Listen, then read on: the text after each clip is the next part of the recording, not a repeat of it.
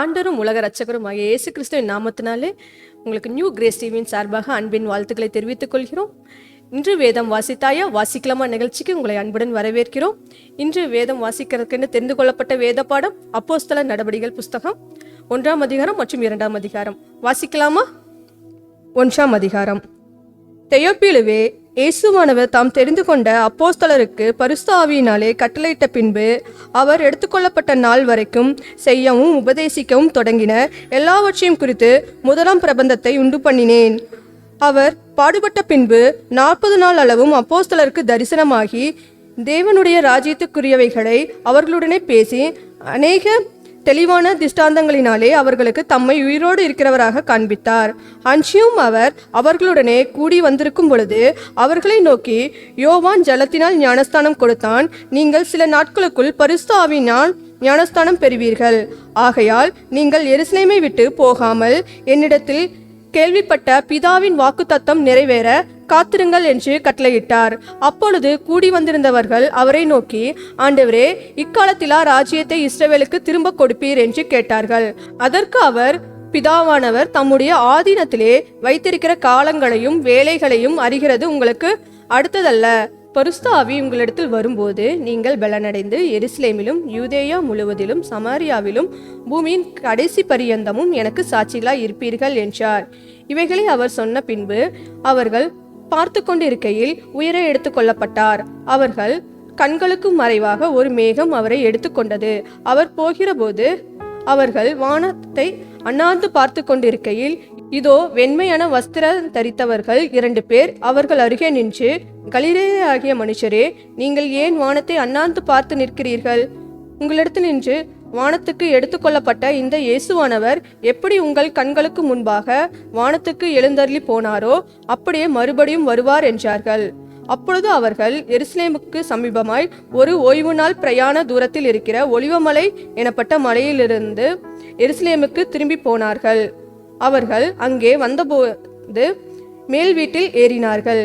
அதில் பேதுருவும் யாக்கோப்பும் யோவானும் அந்திரேயாவும் பிலிப்பும் தோமாவும் பத்லமேயுவும் மத்தேயும் அல்பேயுவின் குமாரனாகிய யாக்கோப்பும் செலத்தே எனப்பட்ட சீமோனும் யாக்கோப்பின் சகோதரனாகிய யூதாவும் தங்கியிருந்தார்கள். அங்கே இவர்கள் எல்லோரும் ஸ்ரீகளோடும் இயேசுவின் தாயாகிய மரியாளோடும் அவருடைய சகோதரரோடும் கூட ஒருமனப்பட்டு ஜெபத்திலும் வேண்டுதலிலும் தரித்திருந்தார்கள். அந்நாட்களிலே சீஷர்களில் ஏறக்குறைய 120 பேர் கூடியிருந்த போது அவர்கள் நடுவே பேதுரு எழுந்து நின்று, சகோதரரே, இயேசுவை பிடித்தவர்களுக்கு வழிகாட்டின யூதாசை குறித்து பரிசுத்த ஆவி தாவீதின் வாக்கினால் முன் சொன்ன வேத வாக்கியம் நிறைவேற வேண்டியதாய் இருந்தது. அவன் எங்களில் ஒருவனாக எண்ணப்பட்டு இந்த ஊழியத்திலே பங்கு பெற்றவனாய் இருந்தான். அநீதத்தின் கூலியினால் அவன் ஒரு நிலத்தை சம்பாதித்து தலைகீழாக விழுந்தான். அவன் வயிறு வெடித்து குடல் எல்லாம் சரிந்து போயிற்று. இது எருசலேமில் உள்ள குடிகள் யாவருக்கும் தெரிந்திருக்கிறது. அதனாலே அந்த நிலம் அவர்களுடைய பாஷையிலே இரத்த நிலம் என்று அர்த்தம் கொள்ளும் அக்கல் தாமா எனப்பட்டிருக்கிறது. சங்கீத புஸ்தகத்திலே அவனுடைய வாசஸ்தலம் பாழாக கடவது, ஒருவனும் அதில் வாசம் பண்ணாதிருப்பானாக என்றும் அவனுடைய கண்காணிப்பை வேறொருவன் பெறக்கடவான் என்றும் எழுதியிருக்கிறது. ஆதலால் யோவான் ஸ்நானகன் கொடுத்த நாள் முதல் கொண்டு கர்த்தராகிய இயேசுவானவர் நம்மிடத்திலிருந்து உயரே எடுத்துக்கொள்ளப்பட்ட நாள் வரைக்கும் அவர் நம்மிடத்தில் சஞ்சரித்த காலங்களிலெல்லாம் எங்களுடனே கூட இருந்த மனுஷர்களில் ஒருவன் அவர் உயிரோடு எழுந்ததை குறித்து எங்களோட கூட சாட்சியாக ஏற்படுத்தப்பட வேண்டும் என்றான்.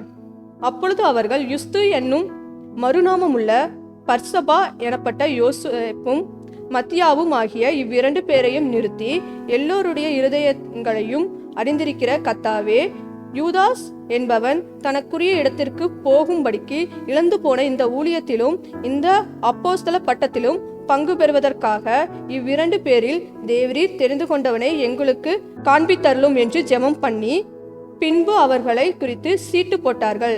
சீட்டு மத்தியாவின் பேருக்கு விழுந்தது. அப்பொழுது அவன் 11 அப்போஸ்தலர்களுடன் சேர்த்து கொள்ளப்பட்டான். 2ஆம் அதிகாரம். பெந்தேகோஸ்தே என்னும் நாள் வந்தபோது அவர்கள் எல்லோரும் ஒருமனப்பட்டு ஓரிடத்தில் வந்திருந்தார்கள். அப்பொழுது பலத்த காற்று அடிக்கிற முழக்கம் போல வானத்திலிருந்து சடுதியாய் ஒரு முழக்கம் உண்டாகி அவர்கள் உட்கார்ந்திருந்த வீடு முழுவதையும் நிரப்பிச்சு. அல்லாமலும் அக்கினிமயமான நாவுகள் போல பிரிந்திருக்கும் நாவுகள் அவர்களுக்கு காணப்பட்டு அவர்கள் ஒவ்வொருவர் மேலும் வந்து அமர்ந்தது.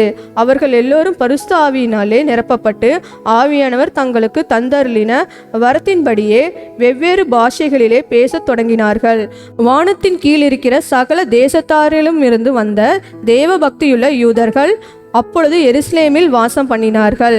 அந்த சத்தம் உண்டான போது திரளான ஜனங்கள் கூடி வந்து தங்கள் தங்கள் பாஷையிலே அவர்கள் பேசுகிறதை அவரவர்கள் கேட்டபடியினால் கலக்கமடைந்தார்கள். எல்லோரும் பிரமித்து ஆச்சரியப்பட்டு ஒருவரை பார்த்து, இதோ பேசுகிற இவர்கள் எல்லோரும் கலிலேயர் அல்லவா? அப்படி இருக்க நம்மில் அவரவர்களுடைய ஜென்ம பாஷைகளிலே இவர்கள் பேச கேட்கிறோமே, இது எப்படி? பார்த்தரும் மேதரும் எலாமித்தரும் பெசபத்தோமியா, யூதேயா, கப்பத்தோகியா, பொந்து, ஆசியா, பிரிகியா, பம்பிலியா, எகிப்து என்னும் தேசத்தார்களும் சீரேனே பட்டணத்தை சுற்றிலும் இருக்கிற லிபியாவின் திசைகளில் குடியிருக்கிறவர்களும் இங்கே சஞ்சரிக்கிற ரோமாபுரியரும் யூதரும் யூத மார்க்க தமைந்தர்களும் கிரேக்கரும் அரேபியருமாகிய நாம் நம்முடைய பாஷைகளிலே இவர்கள் தேவனுடைய மகத்துவங்களை பேச கேட்கிறோமே என்றார்கள். எல்லோரும் பிரமித்து சந்தேகப்பட்டு இது என்னமாய் முடியுமோ என்று ஒருவரோடொருவர் சொல்லிக் கொண்டார்கள். மற்றவர்களோ இவர்கள் மதுபானத்தினால் நிறைந்திருக்கிறார்கள் என்று பரியாசம் பண்ணினார்கள். அப்பொழுது பேதுரு 11 கூட நின்று அவர்களை நோக்கி உரத்த சத்தமாய், யூதர்களே, எருசலேமில் வாசம் பண்ணுகிற ஜனங்களே, நீங்கள் எல்லோரும் அறிந்து கொள்ளுவீர்களாக என்று என் வார்த்தைகளுக்கு செவி கொடுங்கள். நீங்கள் நினைக்கிறபடி இவர்கள் வெறி கொண்டவர்கள் அல்ல. பொழுது விடிந்து 3ஆம் மணி வேளையாய் இருக்கிறதே.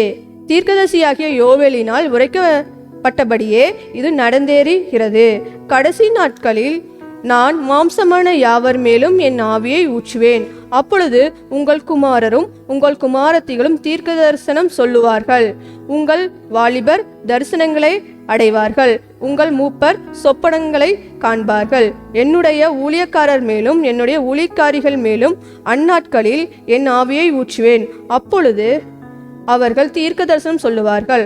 அல்லாமலும் உயரே வானத்திலே அற்புதங்களையும் தாள பூமியிலே இரத்தம் அக்கினி புகைக்காடாகிய அதிசயங்களையும் காட்டுவேன். கர்த்தருடைய பெரிதும் பிரகாசமுமான நாள் வரும் முன்னே சூரியன் இருளாகவும் சந்திரன் இரத்தமாகவும் மாறும். அப்பொழுது கர்த்தருடைய நாமத்தை தொழுது கொள்கிறவன் எவனோ அவன் ரட்சிக்கப்படுவான் என்று தேவன் உரைத்திருக்கிறார். இஸ்ரவேலரே, நான் சொல்லும் வார்த்தைகளை கேளுங்கள். நீங்கள் அறிந்திருக்கிறபடி நசரேயனாகிய இயேசுவை கொண்டு தேவன் உங்களுக்குள்ளே பலத்த செய்கையும் அற்புதங்களையும் அடையாளங்களையும் நடப்பித்து அவைகளினால் அவரை உங்களுக்கு வெளிப்படுத்தினார். அப்படியிருந்தும் தேவன் நிர்ணயித்திருந்த ஆலோசனையின்படியேயும் அவருடைய முன்னறிவிப்பின்படியேயும் ஒப்பு கொடுக்கப்பட்ட அந்த இயேசுவை நீங்கள் பிடித்து அக்கிரமக்காரருடைய கைகளினாலே சிலுவையில் ஆணியடித்து கொலை செய்தீர்கள். தேவன் அவருடைய மரண உபாதைகளின் கட்டை அவிழ்த்து அவரை எழுப்பினார். அவர் மரணத்தினால் கட்டப்பட்டிருக்க கூடாதிருந்தது. அவரை குறித்து தாவீது, கர்த்தரை எப்பொழுதும் எனக்கு முன்பாக நிறுத்தி நோக்கி கொண்டிருக்கிறேன். நான் அசைக்கப்படாதபடி அவர் என் வலது பாரிசத்திலே இருக்கிறார். அதனாலே என் இருதயம் மகிழ்ந்தது, என் நாவு களி கூர்ந்து என் மாம்சமும் நம்பிக்கையோடு தங்கியிருக்கும். என் ஆத்துமாவை பாதாளத்தில் விடீர். உம்முடைய பரிசுத்தர் அழிவை காண ஒட்டீர். ஜீவ மார்க்கங்களை எனக்கு தெரியப்படுத்தினீர். உம்முடைய சன்னிதானத்திலே எனக்கு சந்தோஷத்தினால் நிரப்புவீர் என்று சொல்லுகிறான். சகோதரரே, கோத்திர தலைவனாகிய தாவீதை குறித்து நான் உங்களுடனே தைரியமாய் பேசுகிறதற்கு இடம் கொடுங்கள். அவன் மரணமடைந்து அடக்கம் பண்ணப்பட்டான். அவனுடைய கல்லறை இந்நாள் வரைக்கும் நம்மிடத்தில் இருக்கிறது.